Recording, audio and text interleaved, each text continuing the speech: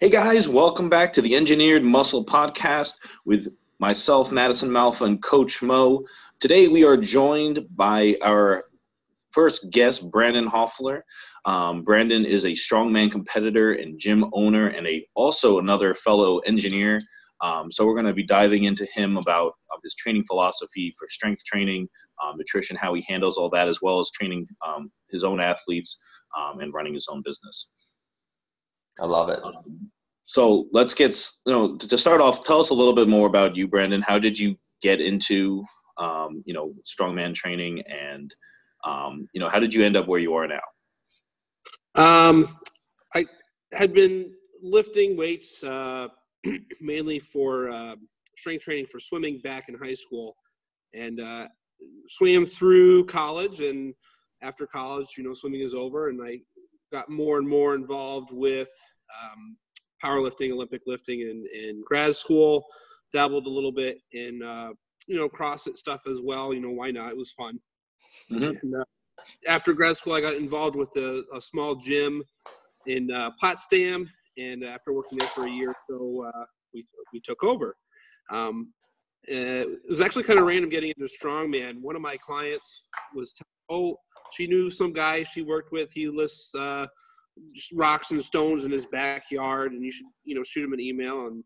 And I got a hold of him, and, a few of us went over one Saturday, and not the guy you would expect. You would expect some giant mountain mammoth guy, showing up. Short, stubby guy, big beer belly. He's, oh, come on back. And he had all sorts of toys to play with, and that's kind of how it all started. Oh, that's awesome. Yeah, I mean, I know Brandon back from when we went to the same school together, and I had started a fitness club and like strength training club back then, and so I'm also curious what you kind of did with that gym there, because at the end of school that's what I was training out of, as well. Did I have my stone back then? I know I had a sled that I brought around for us to play with, but I forget if I made a stone yet. You had a stone. I think you made it out of a balloon and paper mache, and then you filled up the paper mache. Yeah. It was rough. It was small. Yeah, it was it was a small one. It was rough as hell. Yep. Yeah. No, that's really good to know. So, Brandon, what kind of gym do you own? I'm going to call it a functional fitness facility, kind of a catch-all phrase. Mostly what we do in here are personal training and general fitness classes. I like to incorporate a lot of strength training in everything we do. Being stronger is never a weakness. You get better at everything when you're stronger. Pulls are easier. Running is often easier, especially if you're not very strong at all. So go for it. Go ahead. So are you still doing strongman? Like, do you compete in strongman? Yes. I've been doing that since maybe the summer of 2015. That sounds about right. It's about 3.5 years now. That is cool. And like, what is the contest prep for strongman like? That's a good question. Well, you're going to get more specific with your movements. So in strongman, you might have a clean and press event, but one contest you might be using a circus dumbbell, one you might be using a log or a keg. Sometimes they have you do a series of movements. So you kind of got to do a whole bunch of different stuff. Usually, transitioning from, we'll call it off season to training prep. Off season you will rotate a lot more movements. 1 week you might do the log, 1 week you might do the dumbbell, and third week you might do bench. But as you get into training prep, you're going to get more specific. So you'll probably do some sort of linear periodization, starting with a log 1 week and a dumbbell the next. Let's if you had both of those implements coming up in an event.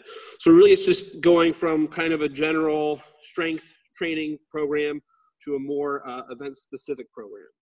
I like that. And since a lot of our audience is people who are beginner to intermediates, what would you say is the biggest difference between powerlifting and strongman? Like, what is that mental change like in going to one to another? strongman is very awkward. Powerlifting, 3 basic movements: squat, bench, deadlift. Strongman, there's lots and lots of different implements to learn how to use, different techniques to utilize to get really good at those movements, and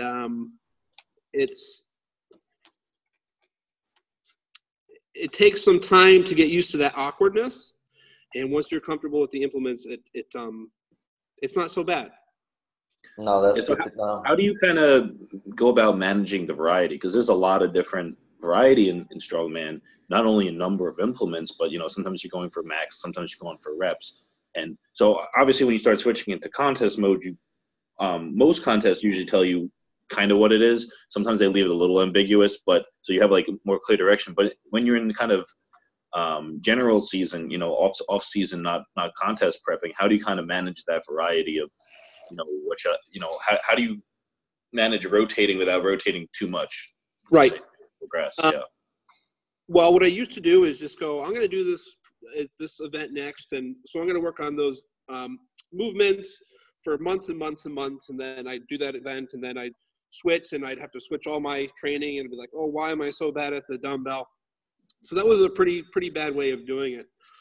What I do now is I've kind of got a 3-week rotation, and the events I'm focusing on are usually ones that are common or I'm really bad at. So my grip strength is not the greatest, so I'm always going to work farmers, even if it's not in a competition. A month or 2 leading up, I might back off on it, but it's something I need to work on, so I'm always going to include it. What this rotation kind of looks like, the first week you come in, there's a deadlift focus, and lots of reps and some stability work, unilateral work to kind of work on imbalances left to right in the lower body. At the end of the week, I'll do a pressing session, and right now one of those pressing sessions is either a log or a circus dumbbell. Sometimes I do both that day because I really like to press. The next week, there's more of a squat focus. Right now, I've actually been doing a lot of box squats, which has been a nice change. And at the end of that week, I'm just doing a behind the neck push press. Okay. The third week is a little bit easier in the first half, and then I go heavy deadlifts. And the weekend again is a different press at bench. So I've kind of rotated through. So you kind of like alternating deadlift and squat, and then like you have alternating an event press with like a barbell press. And right. So for your presses, how do you balance your push pressing versus like shoulder strength and strict pressing? Because obviously in contests you can leg drive press, but do you try to build up your shoulder strength, or do you just kind of focus on push pressing? I'm a little bit of an anomaly. Most people will focus a lot more on strict press. I kind of threw the strict press out a couple years ago, and I've really focused on push jerks and split jerks. And for whatever reason, I have a knack for those movements, and the more I focus on those, the more weight I can put overhead. I still do work in push presses. My favorite is the behind the neck push press. It just helps keep my shoulders set in a good position, and it makes them feel a lot happier. Off season, I like to work in bench because, it's fun as hell. And I think it does. Yeah, I think it helps get a little of that strict pressing work in there as well. Do you close grip your benches when you do bench? I do not. I go fairly wide. I usually go pinky on the rings. Okay. So like standard grip. Yeah. Yeah, it's just kind of what I found most comfortable. Yeah, I mean that makes sense, but I just asked because a lot of strongman will focus kind of on a closer grip to get more triceps for our viewers, because there's no benching typically in strongman. Very, very rarely you'll find one that does, but typically all pressing in strongman is overhead in one manner or another. So strongman competitors can still benefit from the tricep strength of benching, but usually bench is not a focus. So that's why I was asking about that. No, and Yeah, the only question I would have is, so behind the neck push presses, right? Yep. Can you explain the biomechanics of that movement, just for me and for my listeners? So behind the neck, what advantage do you have doing it behind the neck versus overhead?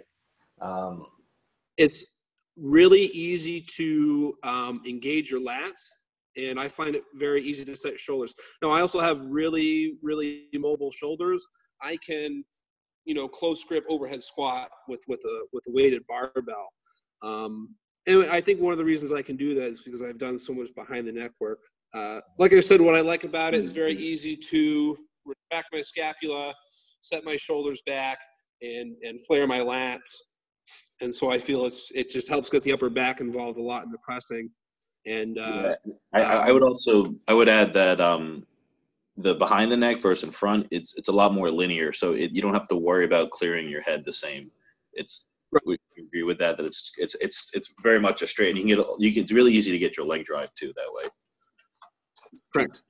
And one of the reasons I like to use it is with all the implements, you get a lot of pressing from the front, and so it's just it's a little different as well. Feels like you're doing a completely different movement. no, So and for some reason, oh, I'm sorry. go ahead. I was just asking, do you feel like there's more trap when you do it behind the like traps and upper back when you're doing it behind the head? Yeah, I'd say you feel it more in your lats and your posterior delt. That makes sense. But there's some good trapping as well. Okay. No, the whole upper back. that's that movement in general. Like I've seen a lot of old school coaches program that into the programs. A lot of new school, not a big fan of that movement for some reason. Like I don't see it in the newer programs, or I don't see a lot of people in the gyms doing it. I see a lot of old trainers training people with that movement, but for some reason the new people aren't excited by it. I think people are a little scared. You put 300 pounds up behind the neck, and I think people are worried if they drop it down, they might land on their neck rather than on their traps. Yeah, it's much more popular in like weightlifting circles than like physique or bodybuilding or even powerlifting. And I think somewhere I would guess like late 80s or somewhere in the 90s, people started saying, "Oh, stay away from it," and thinking that it was very damaging for the shoulders. But I think that kind of comes about if you're someone who benches a lot, you get really tight pecs, and your shoulders are really very pulled forward. It messes up the biomechanics of your overhead for your shoulders, and you can start and it can have that effect, but it shouldn't have that effect if your shoulders are healthy. So Brendan, who does a lot of overhead work, he is very, like he was saying, he can close grip overhead squat like without a problem, because his shoulders are very, very healthy because he's always back there. If you're never back there, your body doesn't know how to deal with it. And just in general, like shoulder injuries tend to be the number one injuries in gym. Like almost everybody you talk to, they're like, "Yeah, man, like my shoulder is fucked up," and you just you just hear those so much. But that movement is, I saw it somewhere else the other day. I think I was talking to either Psycho Lewis or Charles Glass, and in his book he had that movement in there. And these guys create Olympians, so they're like very focused on biomechanics and getting that right range of motion and feeling the muscular, like just feeling it. And those guys program it regularly, whereas a lot of the new school do it guys, strict too, though, right? what is it?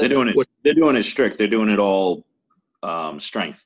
All strength. Right. Part of it is hypertrophy too. Like they're programming it.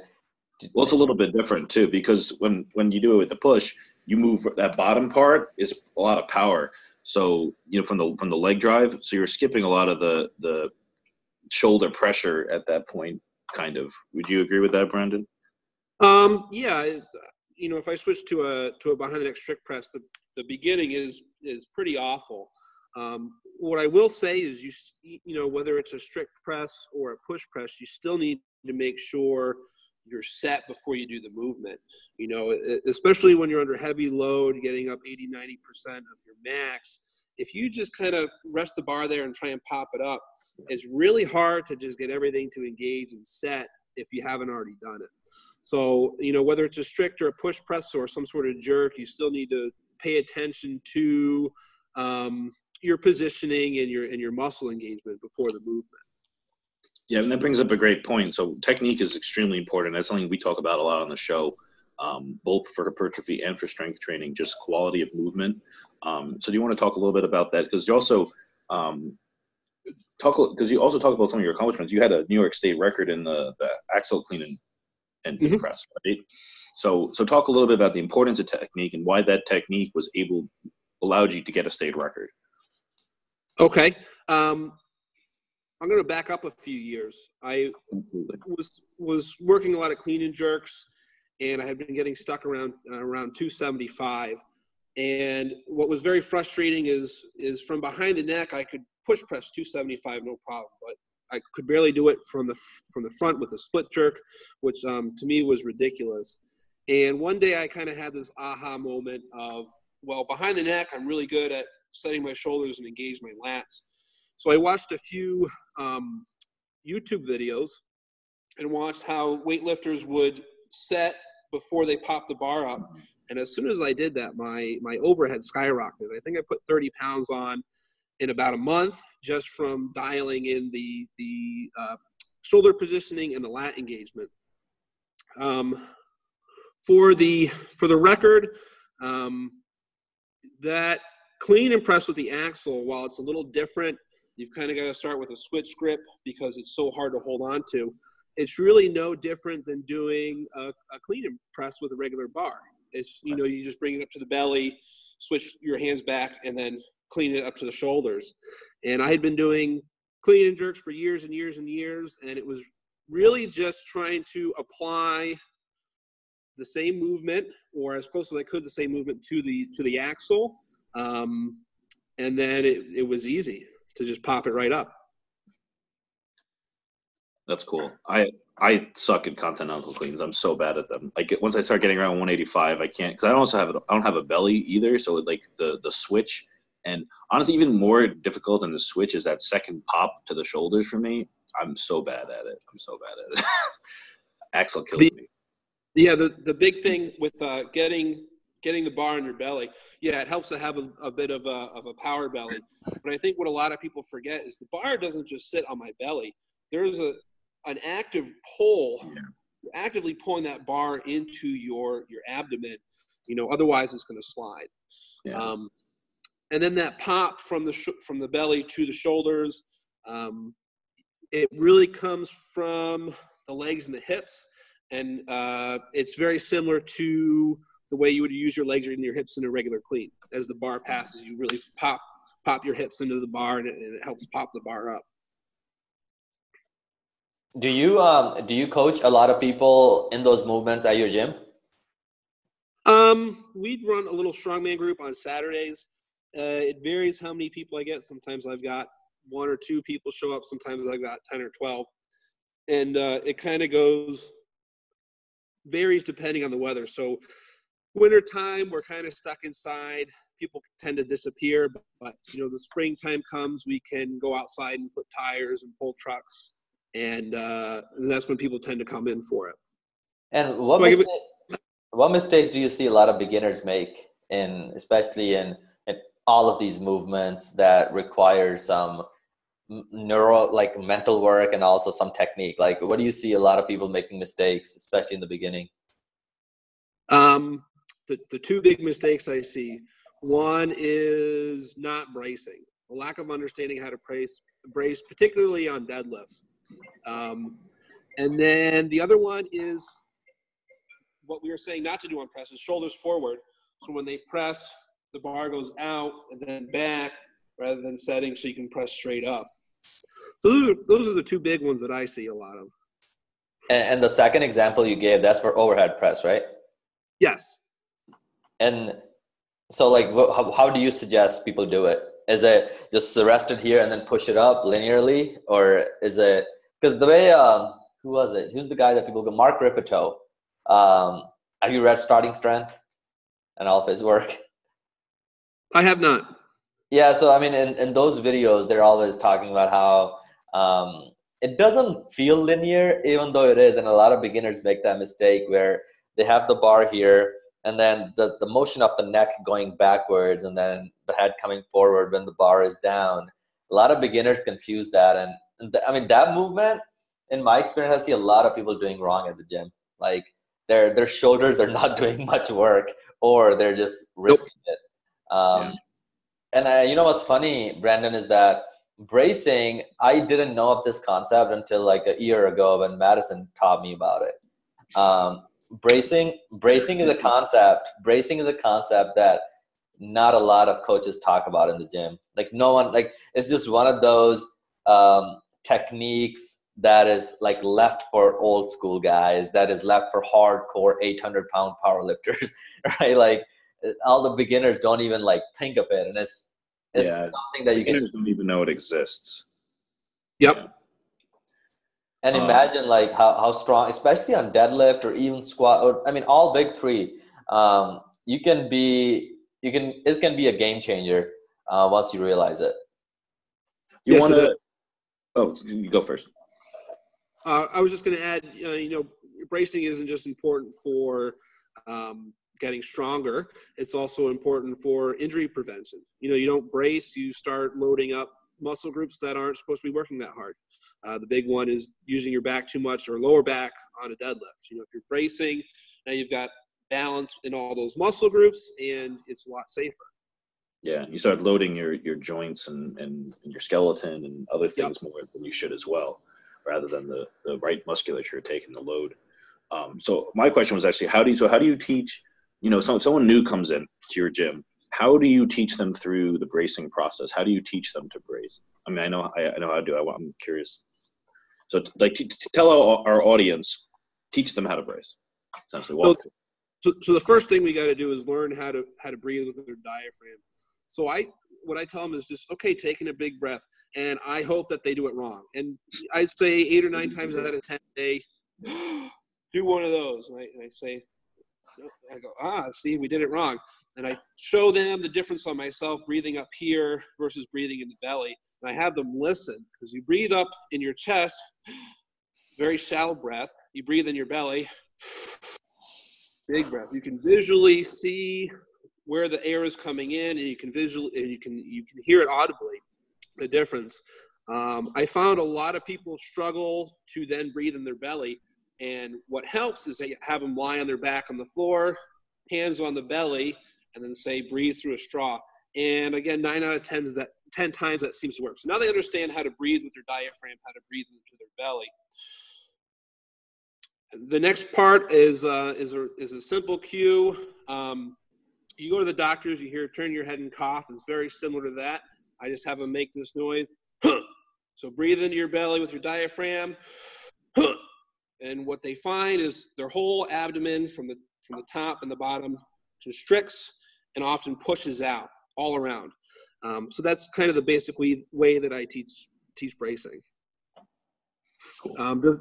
Does it work every time? No, but it works well enough for beginners that they kind of have a general idea how to do it. Yeah, and then I'll and just to add on to, without going about how I do it, because I do it pretty similarly. Like when I go around and troubleshoot with people, I'll poke them all around their belly. We'll look for any soft spots, and if there's any places where they're not pressurizing fully, I'll try to have them also push out through those areas as well. And so for you listening, guys, people listening at home, when you're taking that breath, it's not the breath that's going to make you strong. It's the tension around that breath. So it's like you have a balloon that you're inflating, and then there's a cylinder around that's compressing. And there's those opposing pressures that are going to essentially stabilize your spine. And you're thinking about making your torso into a stone pillar. So it's not going through the little stick of your back, but around through the whole abdomen, especially your obliques. I think it's also helpful about inflating the obliques is also a useful cue for those that try those few to try to figure out how to brace better. And that's going to help you in all your lifts and keep you safer. So let's talk a little bit more about, I guess, your training philosophy, and also how you manage training. We started touching on how you manage training, some of your athletes and general fitness people versus how you may train some of your train yourself and also your strength training clients. Someone who's trying to get stronger versus just maybe someone who's trying to lose weight or just build some muscle. And then I don't know what to say. Okay. I'm going to start with the more general fitness programs that we do. The big thing, like I said earlier, is strength training. We're going to use some sort of linearized progression. You start off early, more reps, helps build movement patterns, helps build muscle, helps build confidence in the lifts, which is really important as you get heavier. We're not just going to lift weights, though. We've got to involve some sort of conditioning work. We'll use a lot of CrossFit terms, AMRAPs, 3 rounds for time, circuit training.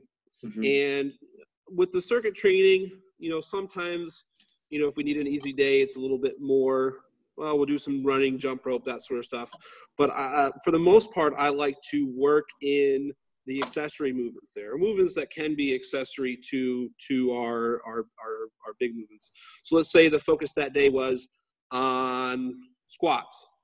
I might have them work in some weighted lunges or some one-leg deadlifts, maybe some bracing work, whether it's a weighted plank or just something fun like a sit-up or a hanging leg raise.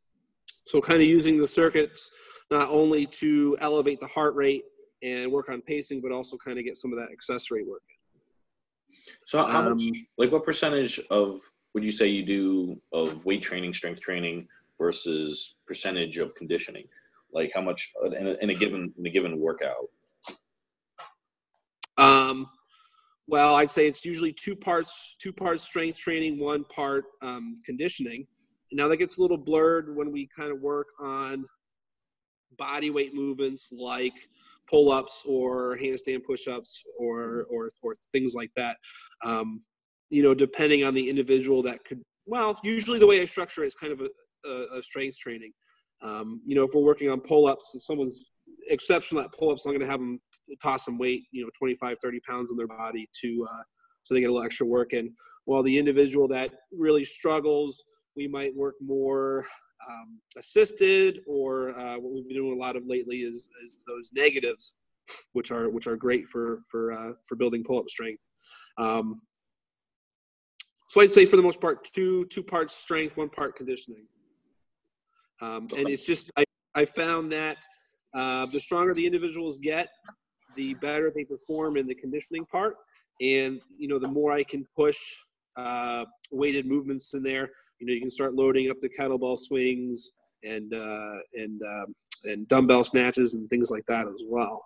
And once you start weighting that up, it forces their cardiovascular system to work harder, which kind of gives them a bump over time as well.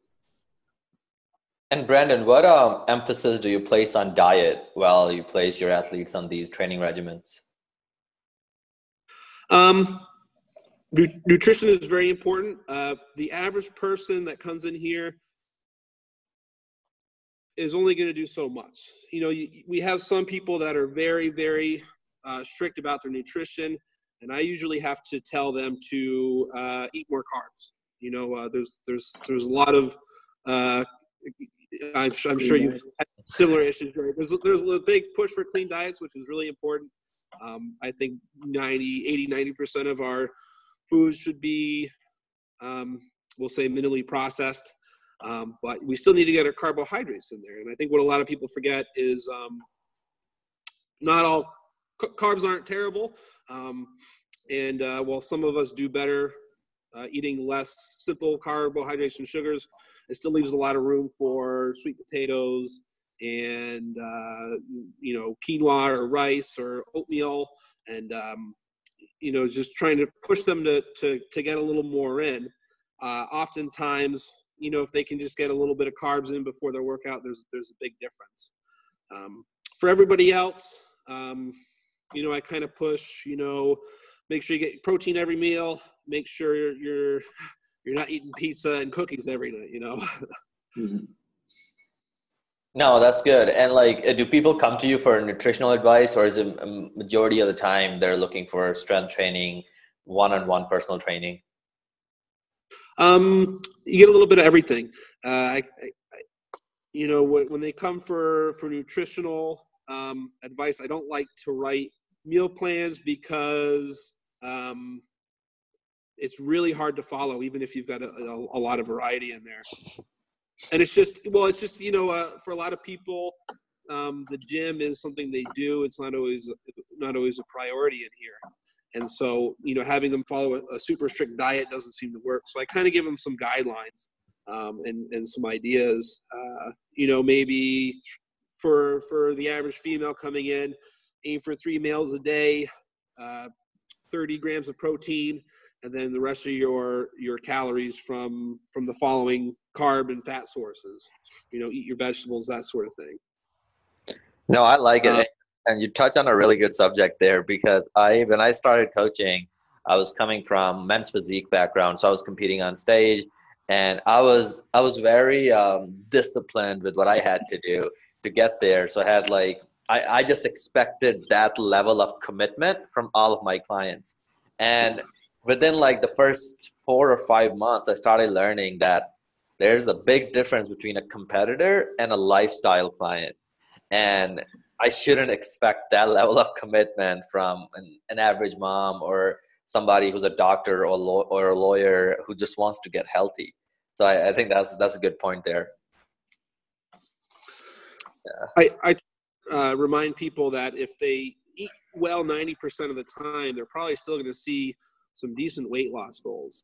You know, if someone needs to eat 2,000 calories a day to lose weight, you know, that leaves 200 calories every day they can kind of blow off. You can have your Snickers bar or, you know, slice or two of pizza. You know, it's just trying to find a balance throughout the week with that 90% clean. No, I like that. And especially and I would say, yeah, I generally tell my clients to follow 80-20.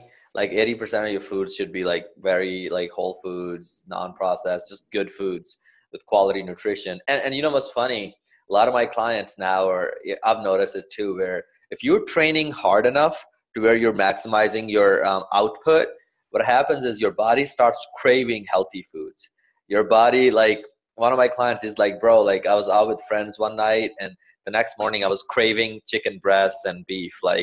He's my body was give me more of that. And I was isn't that the ideal goal? Isn't that's the point we want to be, where it's hey, it takes more motivation for me to eat junk, but I take my body just wants more nutritional foods. And it's just, yeah, it fascinates me how our body really works. Oh yeah. You treat your body right, it treats you right, you know? Yeah. And one of the biggest, I don't know if you've seen this too, where I get I'm attracting a lot of people who were on ketogenic diet, and the amount of mindset work it takes to help those people forget about the scale for a second or two is gnarly. A lot of my new clients, they're just, people are so obsessed with the number on the scale that they're not willing to, even if the focus is strength and they're making a lot of strength gains every day, some people just totally they ruin their day when they step on the scale and the pounds are 1 or 2 pounds off. And do you see that a lot in your gym, or people that come to your gym are more hey, just get me stronger? New people are always, especially females, are always very sensitive with the scale. And what I do with them is I tell them how I lose 20 pounds in a week, and they're so excited. And I explain to them a water cut and why it's so easy to do that. And it kind of, most of them kind of get the lesson there, which is big changes in water from weight day to day are really just fluctuations in water weight. You know, I got my calories in, but I had some salty pizza. You know, you're probably going to hold on to a little extra water the next day. Sometimes stress can do that. You know, there's a lot of factors. So, yeah, we get that a lot, and it's just trying to go over them over and over again. There's a lot of things that can cause your weight to fluctuate, and it's going to fluctuate plus or minus 2 or 3 pounds every day. Yeah, I've said on this podcast a bunch of times, I can vary 10 pounds in a day. Like my water from the beginning of the day to the end of the day, between food and water.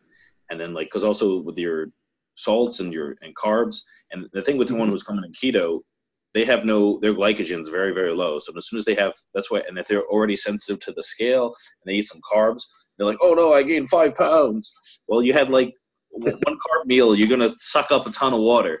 So, if anybody that's sensitive to the scale is going to have that issue, but the keto people, if they're sensitive to the scale, are going to be that much more at risk of freaking out because they have that much more water they could gain. Because keto will make you on the drier side. And like I try to, and I think like with a lot of my beginners, once they taste strength, once they start seeing like strength gains in the gym, at that point there's something about strength training versus cardio. Like people who do strict cardio end up paying attention to the scale a lot more because that is like a measure of success for a lot of people there, versus people who start training for strength. I think a lot of the time they just enjoy pushing 30 more pounds on bench and like going, deadlifting for the first time, that a lot more often they forget about the scale. And my goal is always to make them understand that scale is just one little element that we use to assess progress. It is not everything. And Brendan, it used to like anger me. It used to really annoy me when like all these fasting coaches and all these people who rely on dropping those 20 pounds in 2 days kind of guys. It used to annoy me, and now I'm just like, okay, that's just a different way, and it's just body weight, and it's just a really good marketing. It shouldn't annoy me. It's just marketing. And I mean, in fitness, especially nowadays, like especially it is annoying because it's snake oil to an extent, and that's what kind of why we created this podcast, is because that stuff does annoy us and does piss us off, and it's like, yeah, and they're like, "Ooh, I lost 20 pounds." 1 week later, "Oh, I gained 20 pounds." So we're hoping to put that up and down to an end. And it's like, and it's so wild because I mean, you go to Facebook groups, like these weight loss Facebook groups. I try not to be in any of them, but once in a while I get tagged in a post on my opinion on water fasting for 30 days. And I'm just like, I turn into a Hulk sometimes. I'm like, what? Like, what's next? Okay, you do water fast for 30 days. Then what's next? Like, why do you even want to do it? And I think when you dive into like those deeper questions, at the end of the day, most people just don't even know what to do. And media, Hollywood, whatever it is, it has really complicated fitness to a point where people know they need to exercise. People know they need to eat better, but there's such big knowledge gaps that they just don't realize it. Like they just don't even know what to do right now. Like if I was completely lost right now, I know all I need to do is go to the gym, right? Like, and then I'll start figuring it out. But Brandon, for you, when you compete or when you're getting ready for a contest, do you have a coach or do you do your own programming? I've been doing my own programming. I have a lot of experienced coaches in the area that I'm friends with, and I kind of use them every now and again to pick their brain. I'm having this issue with my deadlift. What do you think? And I'll send them a video. And usually, they put their 2 cents in, and I try and incorporate what they're telling me. And sometimes they do the same thing. They come to me, hey, what did you do to fix your squat here? And it's just a sharing of ideas for the most part. Actually, this off season, I found a deadlift program that I really liked that my buddy sent me, and I've enjoyed it so far. I found a few things that need to be tweaked just because of the issues I have, my imbalances, but for the most part, I do my own training, own programming. What deadlift program was it? And if it's not one I know, what's it look like? I don't have the name of it. Basically, it cycles through six workouts, program 6 lower body workouts, two a week. And the first week you go in, you do deadlift volume. So you'll see a lot of straight leg deadlifts. There's some front squats, step ups for your balance work, and then a lot of glute ham raises. And then the second day is more of a dynamic effort. So you're working maybe 50 to 60% singles, doubles against heavy bands, just to kind of work on explosiveness and accelerating the weight all the way up to from the floor to the hips. The second week, it goes heavy squat day. So it has a lot of box squats. What else do I have on there? Some good mornings, and then I work in quite a bit of yoke runs in there. Then it goes to squat volume, so it's got a lot of rear foot elevated lunges, which something I should have been working in years ago. I think it's been doing wonders. They're great. They're awful, but they work. Yeah, and exactly. It has some we'll say midsection work that day as well, weighted planks, which sound kind of silly, but honestly, it's really helped me get a little more work focusing on just bracing, and it seems to have a big carryover on the heavy squat day.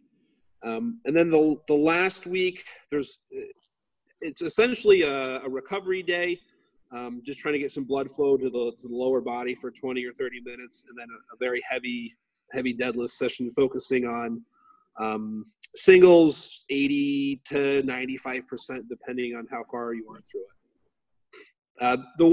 I've run into one issue with it, and I found with incorporating stiff leg deadlifts back into my routine, as I get into heavy deadlifts, I start turning them into stiff leg deadlifts. So I think you're losing your positioning. Yeah, I'm losing my positioning. What I've done in the past is done lighter weight banded deadlifts, sets to 8, 10, or 12. And it seems to work because if you go up the wrong way or down the wrong way, the band increases in tension a lot more. Yeah, so the band almost kind of forced me into a good position. So I'm going to try and switch that out and see if that makes a difference when I get to my pause around the knee deadlifts. Like you pull What's them that? up. You ever try like pause deadlifts? Like pause at like knee, like pull either to like low shin or just like right below the knee and stop for a second or two and then finish the pull. You ever do those? I have. Yeah, I find those are really good positioner trainers. Yes, they are. You just have to make sure you're ending up in the right position. So you really have to focus on it. Yeah. That's the trick with them. Also, you ever do? I really like. I forget what they're colloquially called, but like pulls into pins. So you're pulling against an unstoppable force. Yeah, those. Yep. What are those? I don't know, but I've never had a chance to play around with them. Mo, they're like, so you set up in like a power rack, and you'll set so that you have the bar on the floor. Set for deadlifting, and you might not necessarily have to put that much weight on it. You put it enough that it's not going to pull too fast off the floor. Then you put pins at basically just above wherever your sticking, like one of your sticking points are, basically like mid to upper shin level, depending on how your body is. And then you deadlift, and then the bar will hit into the pin, and then you pull into that pin like you could pull through it, and obviously you're going to, unless you're maybe Eddie Hall. But and then it just builds a ton. And then when you go to do regular deadlifts, you just have so much more power there. Right, it's to pull through that point. Yeah.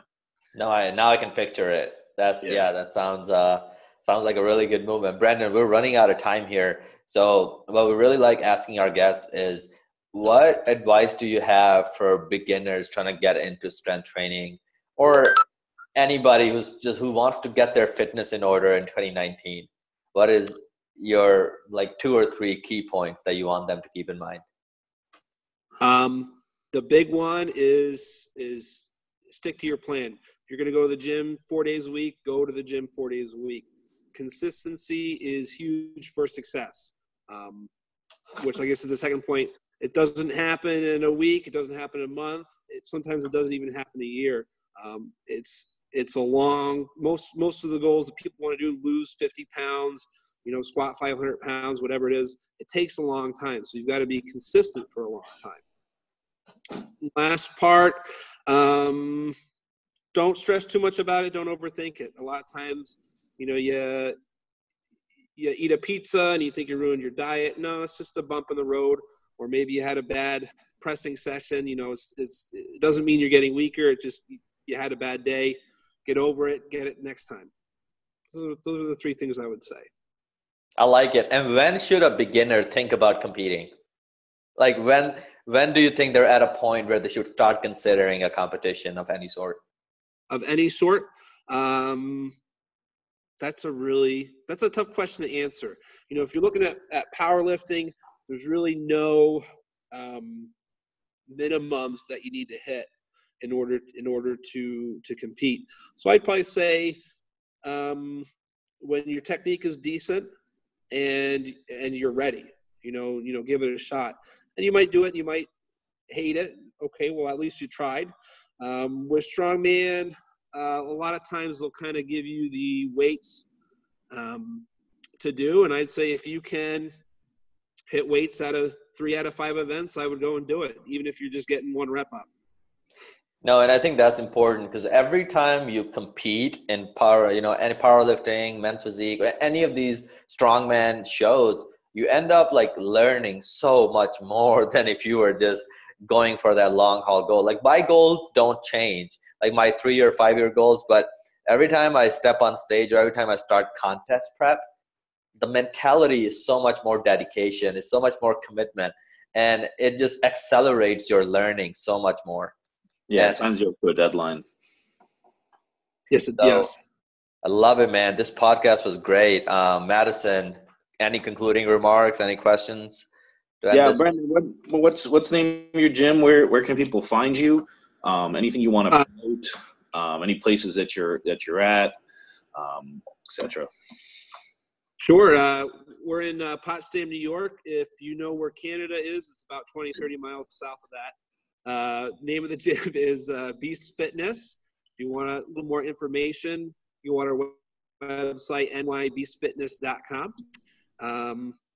I would talk about a competition coming up, but I haven't signed up for one in 2019 yet. So we'll keep you posted. Instagram or Facebook, where you want people to follow you. Oh yeah, I've got an Instagram. I think it's just my name, Brendan Hoffler, or at Brendan Hoffler, whatever it is. Usually post training videos every now and again. Sometimes I throw up a video of my dog because dogs are awesome. Gotta. Yeah, I'm bummed we're out of time. I have so many more questions. No, this is great. Madison, any pressing question that you would like answered? Because we got 4 more minutes. I have so many. I want to know. I want to know if you've messed around with different frequencies, how many days a week you're training. I want to know if you ever rotate hypertrophy blocks in. Let's go over time then. Let's do it. Yeah, let's fucking do it. Okay.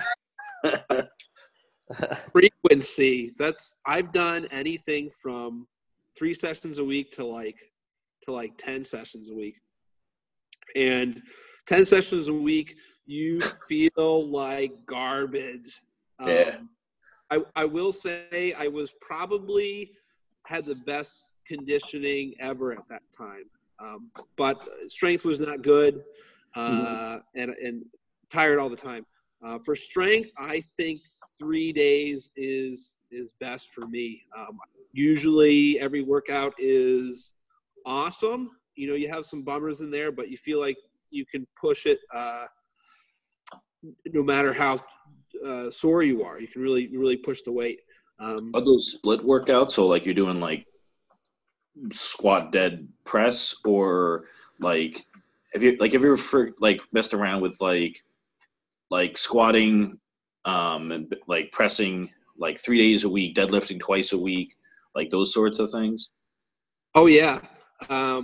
especially when I was doing a lot of 5 days a week, I would do a lot of workouts where it would be squat, press, pull. So you might come in Monday, squat, bench, barbell row. And then, Tuesday might be a little different. I might work in carries. Actually, I did something like this at one point. And it was like farmers and keg carries the second day. Third day I'd come in and maybe I'd go heavy.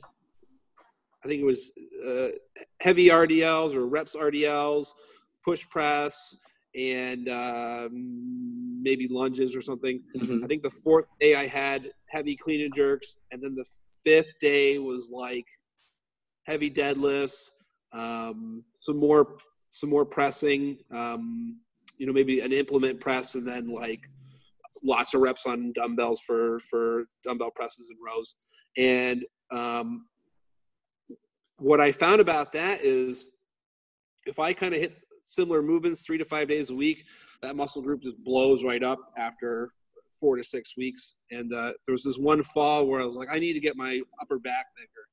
And I just did some sort of upper back 4 or 5 times a week. And after about 5 weeks, all the shirts I wore, my lats were really pushing up against the fabric of the shirt, which was it was pretty exciting. And Brandon, what is your diet like? What protocols do you follow? How many do you count calories? Do you just meal prep? Tell us a little about that. I aim for 5,000 calories a day and 300 grams of protein. I'm so glad I asked this question. 5,000 calories. That's boss right there. What's your weight at right now? 275. 275. Nice. I've been floating around. I wanted to cut some weight because I was starting to push 300 pounds, and that was getting uncomfortable. And I was reading this. It was actually a muscle building book, and the first chapter talks about diet, and he says no one ever needs to eat more than 5,000 calories and 300 grams of protein. And I kind of looked at what I was eating, and I was probably doing a little bit more than that. I was probably pushing, 5,500 calories, maybe 350 grams of protein. So I just said I'll make that as a goal, and I kind of did that for the past year, and I cut off about 15 or 20 pounds. And that's where that number came from. What my meals look like, I settled on 4 meals a day, and it was basically trial and error. 3 meals, it's way too much food in a sitting. 5 meals was just 5 or 6 meals was just hard with my work schedule. Some mornings you're working with people from 6 a.m. to noon, and if you got to eat 3 meals in that time, it's kind of hard. Definitely. Yeah. What I eat, like I said, I try and keep it fairly clean. Depending on your definition of clean, I still get into like, pastas and cheese and stuff like that. But that's definitely clean. Perfect. It's clean in my definition. Especially imagine, so like 5,000 calories, and this is good that we talked about this, because for our listeners, sometimes I post pictures of my meals or I post pictures of my total caloric intake. I'm at like 2,600 right now. And so I'm not even halfway there. And people tell me like, bro, that's a lot of food. And I'm like, I'm a coach. Like, let me handle that part. I know what I'm doing. But it's like in America, especially in our country here, like people are so afraid to eat more than 1,500 calories a day. And almost everybody is a nephrologist when they think like anything over 100 grams of protein causes kidney damage. And Which is a myth. Total myth. So, Brent, how did you, like, let's talk about how did you just start eating at 5,000, or did you work your way up to it? I think it came from being a bit of a fatty as a kid. And I heard this. I'm serious. I've heard this for some other heavyweights and super heavyweights, where they talk about when they were young, they would force feed to put on mass, and they kind of felt it helped raise their metabolism in the long run. Their body would just try and use some of those excess calories. Not sure if there's science to back that up, but yeah, I think so. If you eat more, your metabolism is going to go up. Right. It'll peak out in the short term, but it might go back up in the long term. The other thing that I think helped is, I swam competitively for 12 years, and in college, we'd be doing doubles. You're swimming 8 to 10,000 meters a day, and I could never get enough food during that time. And I think getting into weightlifting after swimming, my metabolism, it never really dropped. It just kind of stayed elevated. And the more weight I lifted, the hungrier I'd get. The metabolism seemed to keep climbing, and so I think that's a big part of why I can eat so much and why I need to eat so much. And do you meal prep? Like, how do you like prep every Sunday, or how do you keep your meals in order? I have not the best attention span, so if I meal prep for about 2 hours, that's enough for me. So what I do is usually Sundays I'll do about 2 hours of meal prep, and it's not everything for the week, but it's enough where I can kind of cook a couple more times here and there, and be covered. No, that's good. And how often do you eat like pizza? Because 5,000 calories is a lot of room. Yeah, I try to get pizza once a month. I used to do every week. And that's dedication right there. I love that. I try once a week, and it was so easy to eat a whole pie that and hard to keep the calories in check when you eat a whole pizza every week. Yeah. No, and do you because we see right now flexible dieting is really big right now, and a lot of beginners who have struggled with fad diets, who have struggled with just losing weight in general, they come across flexible dieting and they're like, holy shit, this is magic. And then they totally forget, like, if it fits your macros is a great approach, but if if it fits your macros can work for people who are, just everyday people. They don't want to be high performers. They're just normal people. But if you lift weights and you want your strength to go up, and if you want to have more energy throughout the day, you can't be fucking around with pizza and pies and donuts every day with flexible dieting.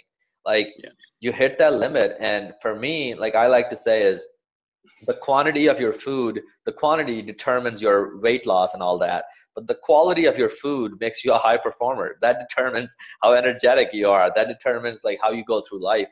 And what is your take on flexible dieting in general? Like I said earlier, I kind of look for 90%. And so, trying to eat 90% clean. So for me, 90% is 4,500 calories. I've got 500 calories a day I can kind of mess around. I want to have a couple beers. I'm going to make adjustments in the meal plan to have a couple beers. Usually I'll wait till a day I'm particularly hungry and I'm comfortable adding on, the 2 or 3 or 400 calories that comes with that. My favorite way to do it is to kind of once a week kind of have a crappy meal. If I'm eating 1,200 calories a meal, I'll go out and try and get a meal that's not the best source, but not the worst. Maybe get like a big burrito. Still quality food in there, but I don't have to cook, and you can have them throw the nasty nacho cheese on there and not feel too bad. So it's just trying to, if I'm gonna go off menu, I just try and keep myself accountable by saying, okay, I can go off by 500 calories or something like that. No, I like that. And when you go grocery shopping, on the weekends or something, what is your weekly bill like? And the reason I asked that question is because a lot of people end up overcomplicating it, or a lot of people just don't they end up spending the same amount of money anyway. And we usually like to give practical advice on this podcast. So what is your weekly budget like on food? $150 a week on food. Now, usually, I'll go to like Walmart or something to buy the bulk of it. And I might spend anywhere from 80 to 120 bucks there. And that's usually good to cover me for 5 or 6 days. And then the other 2 days, I'll either go out to eat once, and that eats up 10 or 15 bucks right there, or I'll go to the butcher, get a T-bone, just spend a little bit extra on a couple of meals to keep my sanity, because it gets a little boring eating sweet potatoes 6 times a week and chicken 12 times a week and all that. No, and I'm glad you brought that up. And on days that you don't get to eat 5,000 calories, maybe you're eating 4,000 or 3,000, does your strength go down the next day? Do you ever notice that, or not a big part? Well, if I'm eating 3,000 calories a day, there's probably something going wrong. Either I'm sick or something else. If I have a day where I'm a little under, I'm usually okay the next day. It's when I start stringing a lot of those days in a row is when performance tends to drop. So, if I have a bad day or two, not a big deal. It's 4, 5, 6 days is when trouble starts to hit. As those glycogen stores really start to deplete. Are you ever not hungry enough for it? Do you ever feel like there are days where your appetite is just not enough to handle it, and like you're kind of pushing it down just to kind of keep it up? Yeah, and what I do is I'll work through as much of the meal as I can, and if I'm really struggling to finish, I just put it back in the fridge. Some days I won't finish it, and that's okay. And some days, the next meal you're starving, so I just finish what I had the previous meal as well.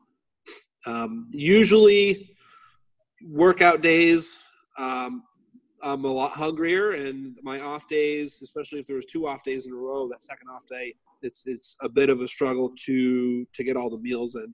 But I just do the best I can, and like I said, if I can't finish a meal, I'll try and save it for later and see what I can get through then. No, that's really good. One question I've been wanting to ask you is, how does somebody who got a master's in chemical engineering end up owning a gym? Let's talk about that. Well, chemical engineering is interesting. I couldn't really see myself doing it long term. There was no passion in it for me, and I kind of got lucky with this gym, owning this gym as the owner was looking for some help, and I was looking to do something that wasn't chemical engineering. And I loved being in the gym. I love learning about how to get stronger and how to get better, and everything that goes along with that. And so it just kind of worked out. I was in the right place at the right time and started working with her, and eventually she said, I fucking hate winter. I'm moving to Florida. Yeah. And so at that point we worked out a deal so I could buy the gym. And right now, do you have any employees? I do not. The past couple of years I'd been looking, and I'd get someone part-time here and there, and it was always kind of hit and miss. Some days, they'd be on top of everything, and some days they weren't. And, the downside was a lot of them were college kids, so they're here for a few months and gone. And I've just kind of gotten to the point where I'm used to putting in, close to 60 hours a week, and it's just kind of become comfortable. So I've been running with it. Yeah, I want to dive more into how you balance being an entrepreneur and business owner and an athlete, and like you're in a big college town too. So are a lot of your clientele college kids, or are you able to get some steady business from townies, or like I just want to kind of go into more into that and kind of your approach to business and stuff like that. Okay. Members, the majority of the members live in the area. They're townies. We do get that college student, excuse me for a second here. We do get that college student bump every semester. You got your kids that always come back, until they graduate. And the amount of students we get every semester isn't consistent. Some semesters, that first week you'll get 10 or 15, and then the next semester you get, 5 or 6 right off the bat. You're pretty much guaranteed to see a few trickle in and out every month. Students have a lot going on. They're trying to balance school and parties and gym and their social life and all that. And most that sign up at the beginning learn that they can only do so much, and so some will stick with it and sacrifice the weekend parties, and some will sacrifice the gym for the weekend parties. The summer is kind of a lull to students. They're out of school, but we've got enough people in the area that it keeps the business afloat, and you can still make a little profit. And when the students come back, it's it's nice because you can invest in some new equipment and things like that. Have you thought about expanding your brand online, or what sort of ways do you look towards expanding your business and building upon your brick and mortar? You're lucky enough to have a place to kind of act as your homestead, but what sort of things have you been thinking about as an entrepreneur?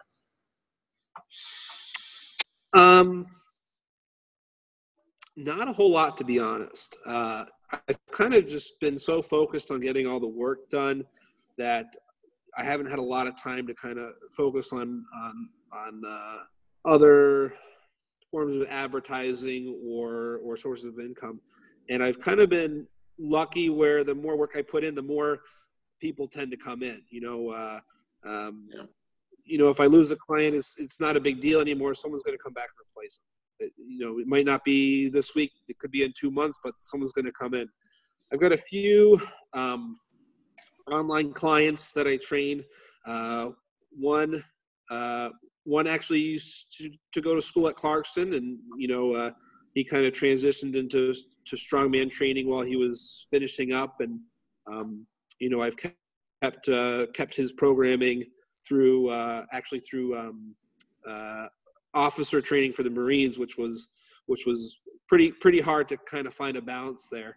I've got a couple other online clients that do strongman as well, but I haven't really pushed it too much as it's a lot of time, and I'm already putting 50, 60 hours in a week at the gym, and if people want more coaching, I'll gladly give it to them. Yeah. Well, you can feel free to plug yourself while you're here on the show. If you have an email, people you want to reach them at, or if you want them to reach out through Instagram, you can encourage that. Well, what do you attribute to some of your success of having such a steady brick and mortar, which is always a challenge for gyms? What do you think makes it people keep coming back to you? Atmosphere. Yeah. Well, we try and find a balance between hard work and having fun. People come in. It's a time to kind of before the session starts. It's a few minutes to kind of joke around.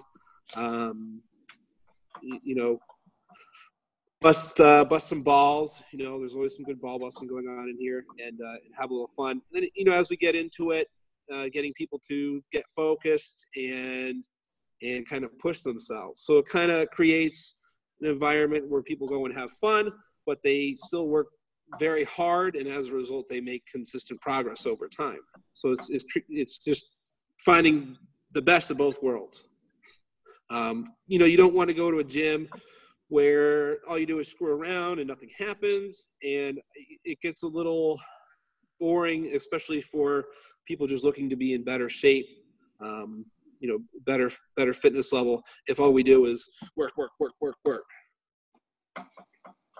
No, and I think like atmosphere is probably the most important thing, right next to the coach's intellect, or the coach's ability to coach.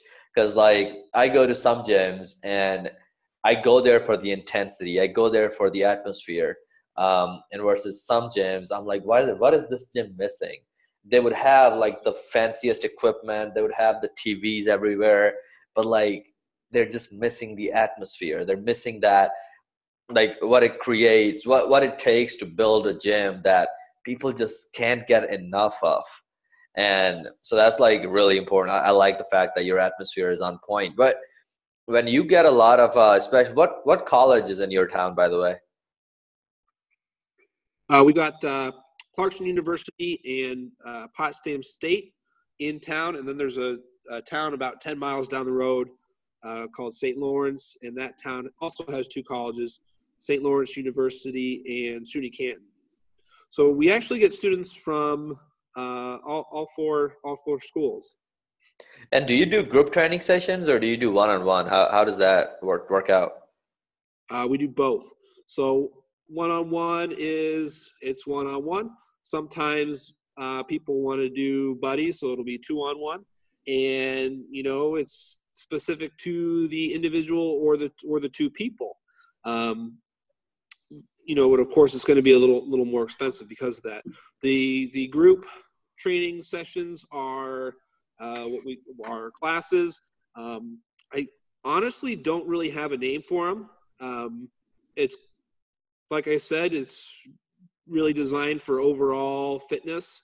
With a large emphasis on strength, and there's five of those every day: 6 a.m., 8 a.m., 11, and then 4:30 and 5:30 p.m. So there's 5 classes throughout the day, and the way I kind of program for that is I look at everybody who's coming in. What do we need to get better at? Where are our weaknesses? Where are our imbalances? And just program based on that. And do people sign up for those classes, or is it just people who have membership, they just show up?